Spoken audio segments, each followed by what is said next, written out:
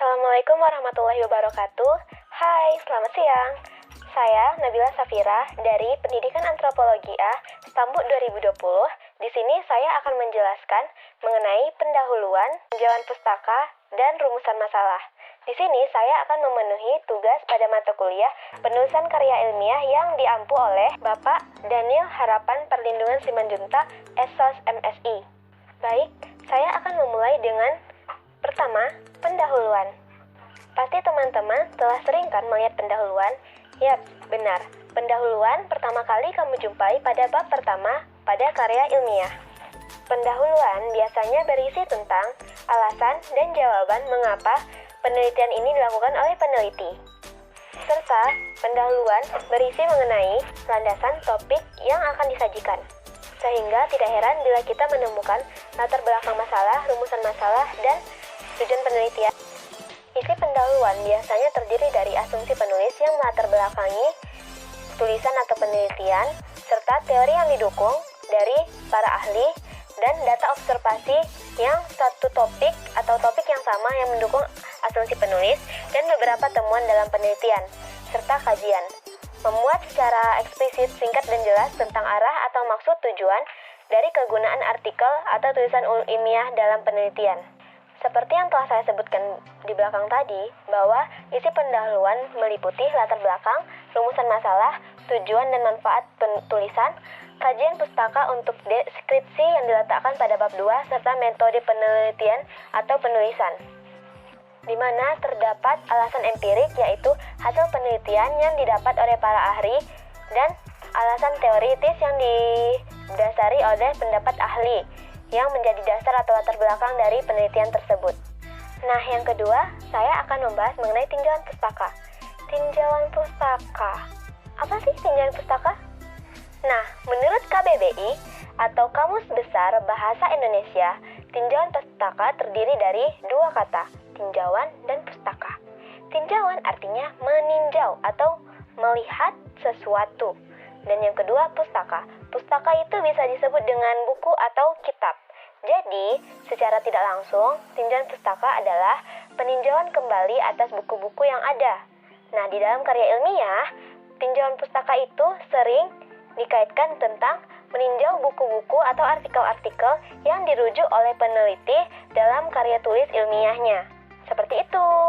Nah, kita akan lanjut mengenai menurut para ahli.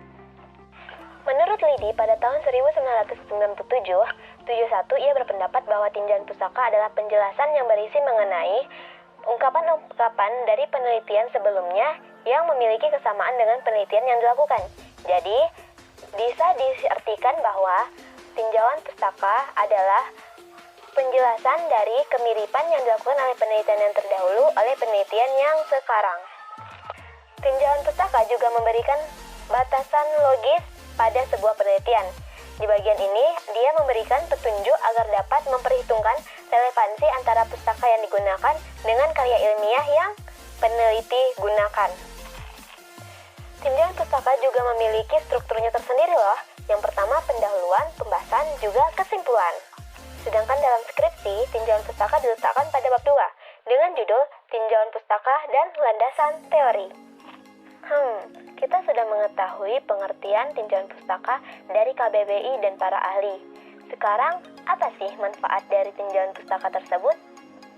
Baik, saya akan menjelaskan apa manfaat dari tinjauan pustaka. 1. Memberikan informasi mengenai sumber-sumber data yang digunakan. Kedua, memberikan pengetahuan dari perkembangan beberapa pustaka atau penelitian sebelumnya yang berkaitan dengan penelitian tersebut. Yang ketiga, memberikan bukti otentik bahwa penelitian yang dilakukan memiliki keaslian karena memiliki perbedaan dari penelitian sebelumnya. Dan yang keempat, memberikan ide atau pendekatan yang belum pernah dilakukan atau diketahui sebelumnya, dan lain-lain. Info ini saya dapat dari freepik.com dan kamu bisa melihat selengkapnya di sana. Check it out. Baik, yang terakhir saya akan menjelaskan mengenai rumusan masalah. Rumusan masalah adalah kumpulan pertanyaan yang berkaitan dengan solusi dan pembahasan dari masalah penelitian tersebut. Rumusan masalah juga sangat penting loh untuk penelitian dalam karya ilmiah Karena rumusan masalah membahas lebih rinci dan untuk memberitahu pembaca mengenai apa yang dituju dalam penelitian dari si peneliti.